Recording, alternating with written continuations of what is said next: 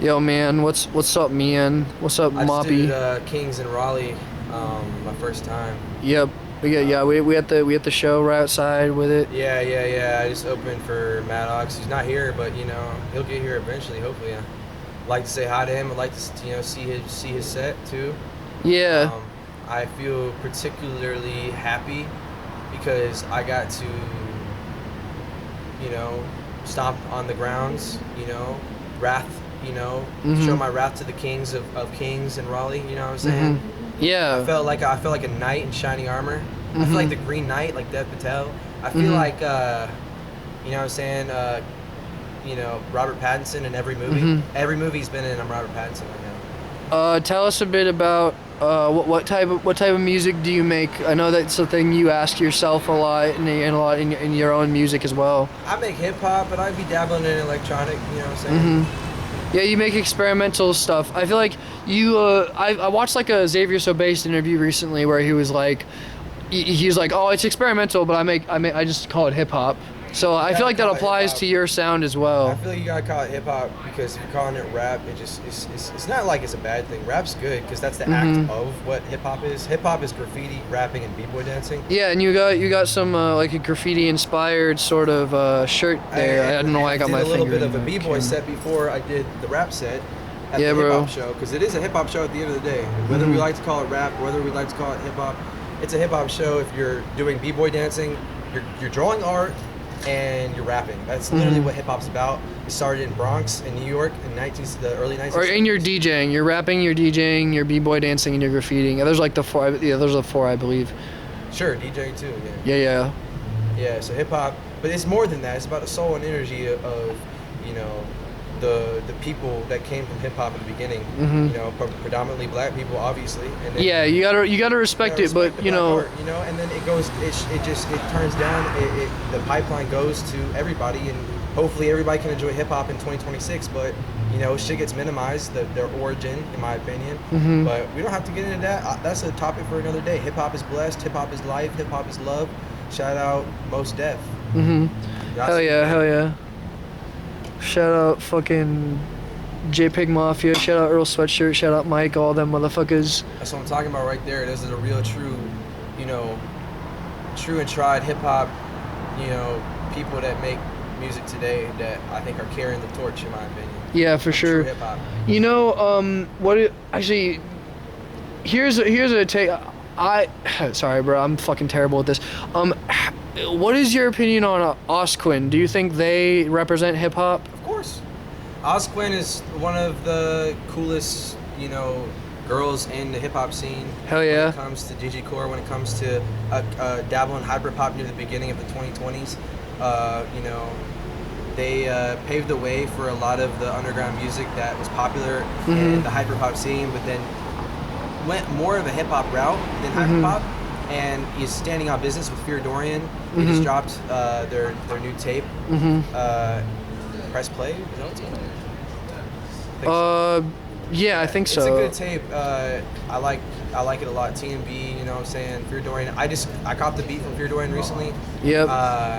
So shout out to Fear Dorian. Yeah, for real.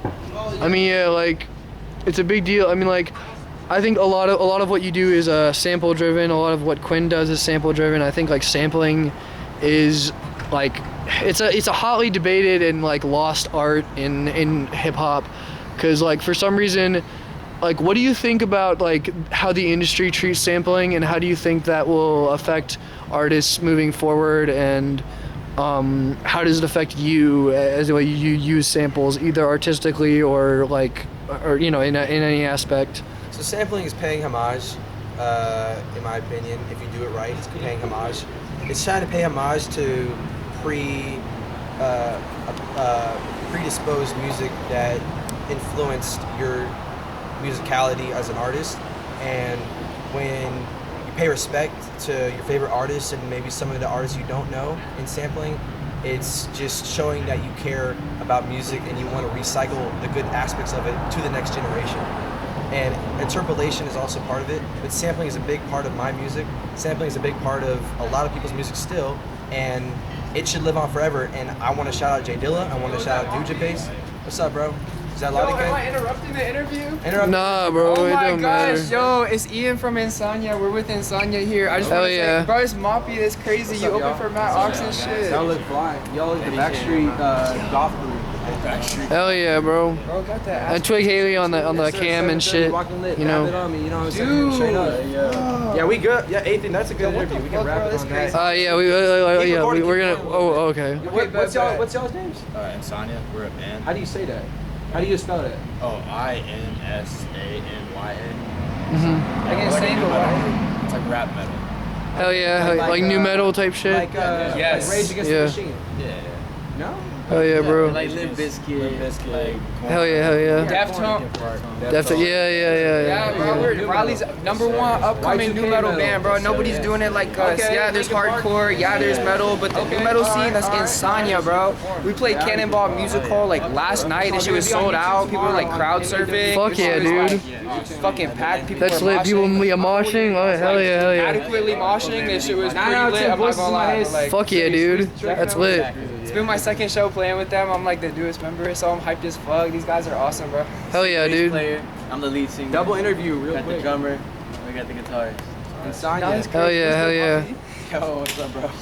I'm How you so glad we doing? made it. Yeah, man. I'll be up there a little bit. Okay, bet you haven't gone on yet. I did. Okay, you did. We got it on video though. Video, be on YouTube tomorrow. Okay, good shit, bet. Yeah, it's all good. Alright. We were, I'm not gonna lie, we were trying to get car keys out of a storm drain for like 3 hours. Yeah, my That sounds That's kinda crazy. base. Yeah. Train gang. Drain gang. Yeah, these y'all are tapped in. Y'all know. Y'all are with Yeah, you. let it cook. Hell yeah. All right, well, y'all enjoy the show. Maybe Oh I'll see yeah, y'all I up want me to there. cut the interview, y'all. Yeah, No problem, man. Okay, good. You brought some good energy. You brought some good energy. Yes, sir. All right, catch y'all later. Oh, you guys are pretty cool. Yeah, I was sampling Jay Dilla, you know what I'm saying? Yeah, Jay Dilla sample, bro. Yeah, like you sampled "Don't Cry" by Jay Dilla on your I don't know. Is it the intro track for Sonic Grey Pearl, if I'm not mistaken? Yeah, it's the second track of Sonic Grey Pearl. It's called "Don't Die." You know, that was intense, man. I appreciate it. It's like "Don't Cry," the song by Jay Dilla, but it's flipped into my song, and then I added the next song after that from that, and I also added "Let Me Know" by Cartier God featuring Blade, and then I also added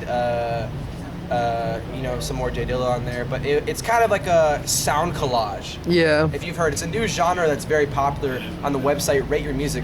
Shout out to Sticker Bush and Heaven Souls, the side pieces. They dropped a tape last year and this year. Their newest tape is called Dark Light. It's pretty good. I fuck with it. They're pretty fire. They did diss FL Studio though, so I kind of take issue with that. Sticker Bush did a beat on FL Studio recently. Wow, that's really cool. He's a true producer. He wants to, learn all the DAWs. You know That's true. At least he's trying to diversify the DAWs he He's uses. just a troll. He's chill. Yeah, for sure. But yeah. Sound collage, also known as plunderphonics. I started with plunderphonics. Yeah, just like putting a bunch of fucking samples So together and shit. plunderphonics was a big thing in the 80s and also 90s and also 2000s. Fun fact, Eric Andre has a plunderphonics album. Eric Andre does? He does. It's called Blarp. B-L-A-R-P. Holy shit. It's on Bandcamp. That's his alias, Blarp. This is the first time I'm hearing of this. It's really good. You should check it out. It's a Eric Andre exclusive Bandcamp. Yeah, send me that shit Plunderphonics. I'll later. send it to you. Send me that shit later. But my favorite Plunderphonics album is either the Avalanche's Since I Left You or Megatop Phoenix by Big Audio Dynamite. In Shout out my dad. personal opinion, I don't have too much like experience with plunderphonics, but I would probably say either Tears or Stars Fell on Trench by Osquin or that's fun, or Volcanic Bird Enemy and the Voice Concern by Lil Ugly Mane. Lil Ugly Mane great. Lil Ugly Mane has been doing Plunderphonics since you were like 10 years old, brother. Probably, yeah. Yeah. Maybe earlier. You know I mean, yeah, I'm pretty, yeah. my favorite Plunderphonics, yeah. one of my favorite Plunderphonics is either James Ferraro or One of Tricks Point Never.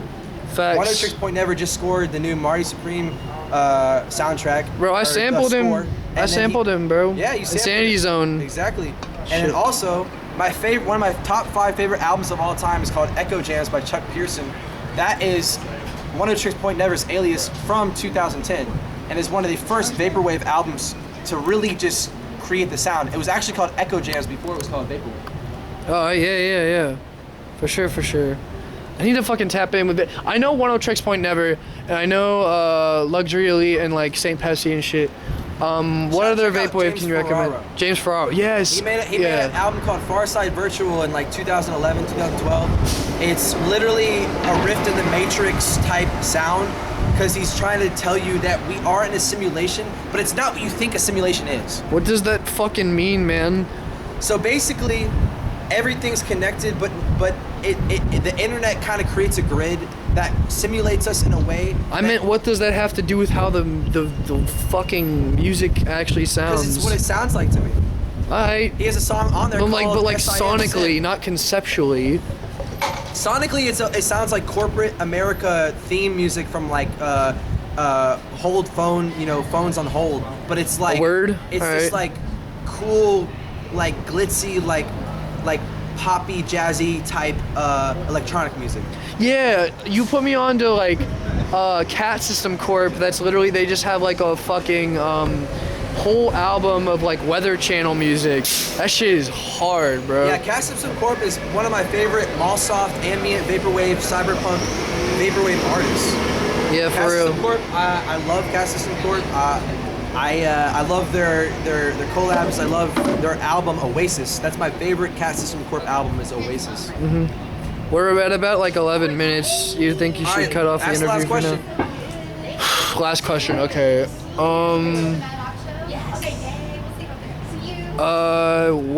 What does being Mawpy mean to you? Mad Art World. Mad Art World. Okay. People you Okay. is what Mawpy stands for. Mad Art World. People you. And On some fucking like ooh rap type shit. facts. Shout out GC. You know what I'm saying?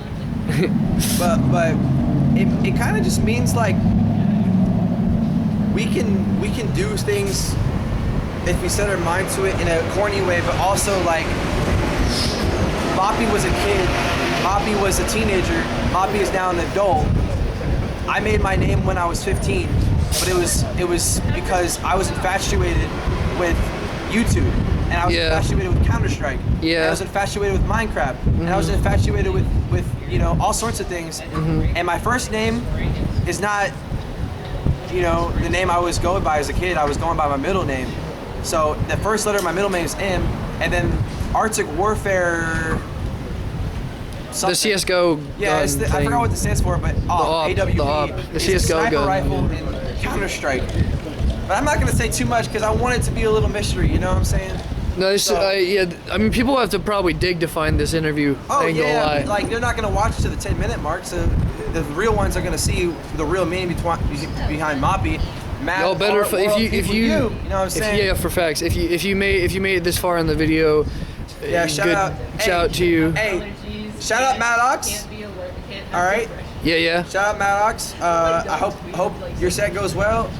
This is preemptive, but Yeah. Mawpy and Raleigh, TwigHailey in the interview. Yes, sir. MAW forever. Boom, done. Yeah.